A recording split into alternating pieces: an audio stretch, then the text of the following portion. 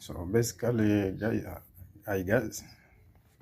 so you can see this is how I created. This is my custom motherboard. You can see. So I'm using the SP32 chip. So this is how you can just create your own motherboard. You can see I just have a few stuff. This is the microcontroller. These are the resistors.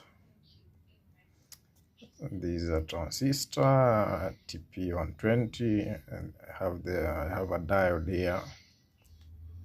This is all just the soldering work I've done.